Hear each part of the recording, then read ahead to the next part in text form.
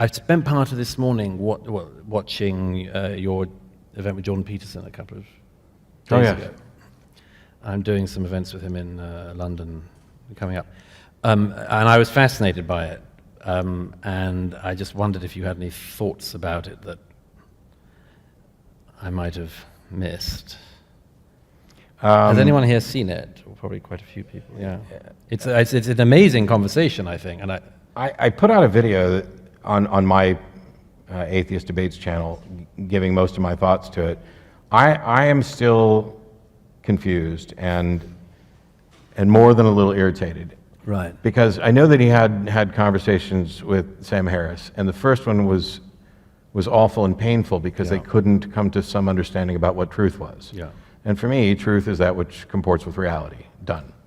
Or at least that's the truth I care about. Once we start talking about, oh, well, it's true for me, or it's true in a metaphorical sense, I realize that you can inspire people and even educate them with analogies and stories and things, but I care about whether something's really true.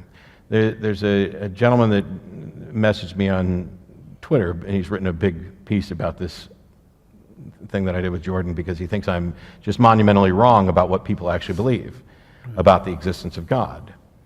And he's like, most people, who believe that God exists don't actually believe that God exists. And I just think that's monumentally arrogant and dismissive. How dare you? I mean, there are probably people who have a metaphorical view of God that's fine for them, or that they believe in, but I know what I grew up with. I know what's popular and evangelical and fundamentalist. If you go up to them and say, you don't actually believe that there's a God, you'll find out fairly quickly that they are at least willing to defend the idea that they do. They might even thump you for Jesus. They might, yeah.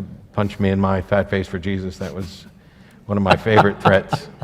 But when I look back at the discussion, there were things that I loved about it in the sense that we were, it's frustrating to me that I can sometimes have conversations with people I disagree with much more easily than I can with, for example, some of my friends on the left who've decided that because I'm not willing to punch people for saying things that are awful, that I'm a Nazi sympathizer and will go out of their way to say this. Right. So it's frustrating because I disagree with, I don't think Jordan values skepticism.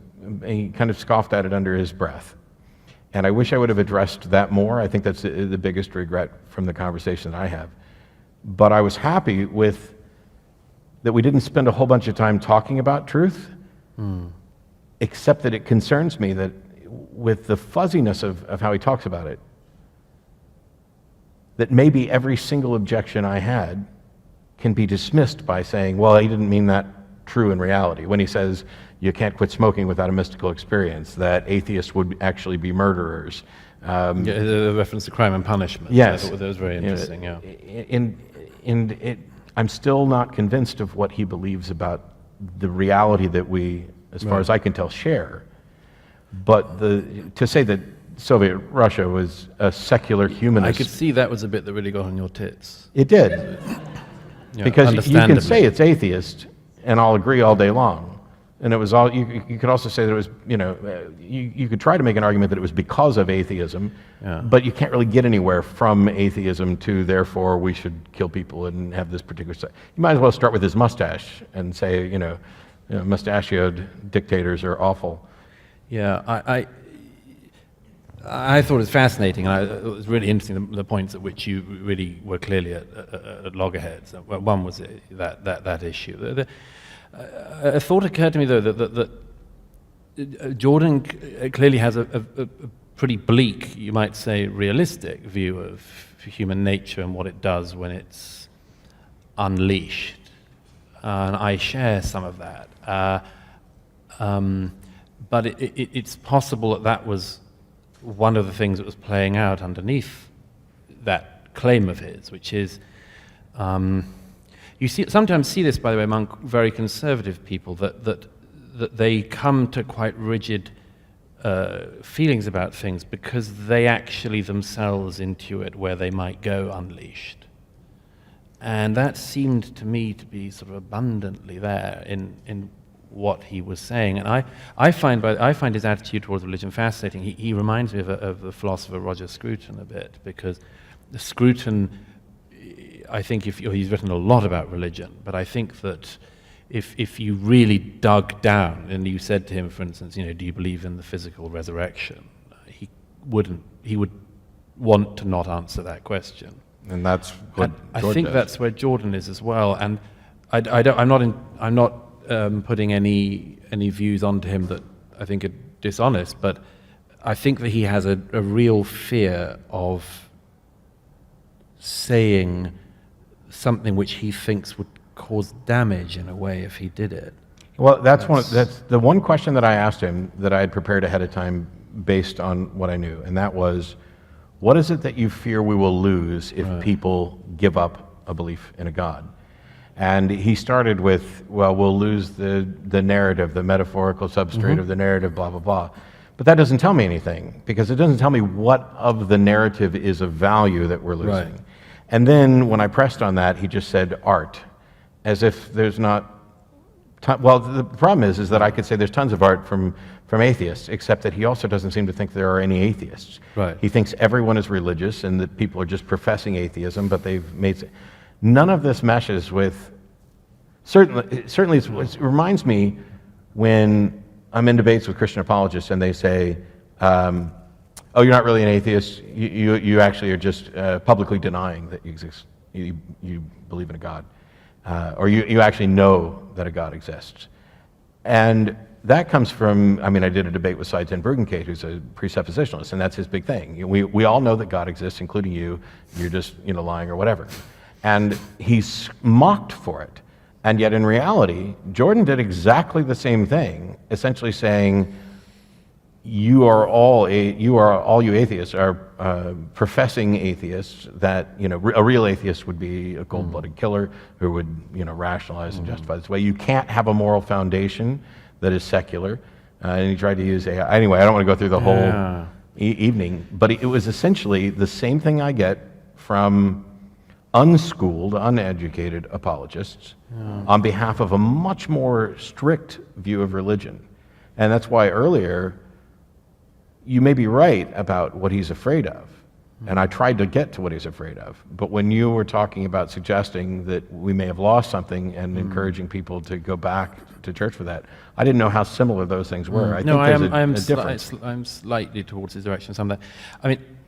I don't want to belabor this, but just one example. A little while ago, after a talk, a young man, a student, came over to ask a question afterwards, and he said, this was a real warning flash. You'll know this. He said, "I don't understand why you don't talk about IQ differentials." Because you're Douglas Murray and not Charles Murray? Yes, exactly. And there's no relation.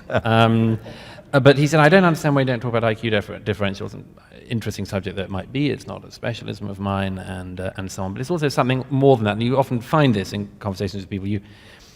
You unearth something you thought or were worried about, which you just hadn't found the right way of addressing. And I was sort of trying to dodge this young guy, because to me it's a little bit like somebody coming over to me and saying, why don't you ever talk about the Jews? You sort of moving swiftly on, but this young man who said this to me, I was sort of struck. He kept pushing at this, and I realized that I had a number of reasons for wanting to dodge this, and not just it wasn't my specialism, but I ended up saying to him that, look, you may want to keep delving into that and so on, but I said, first of all, I'm just not sure what you can do about that. And secondly, I said to him, I finally realized what it was. I said, I just would feel nervous about a future in which people were really interested in IQ difference, and where we lost a sense of, in a religious or atheistic sense, the sanctity of the individual. And it clarified for me that sometimes you see how a pile-up can happen, and you didn't realize that was why you didn't want anything to do with it. But that was the case with this young man, I'm sure. There's people who press on a number of issues. I'm exactly with you. One of the reasons that I'm advocating so much in in this year and more than the past. I'm an atheist, but I'm also a secular humanist, and I also value human life and human dignity.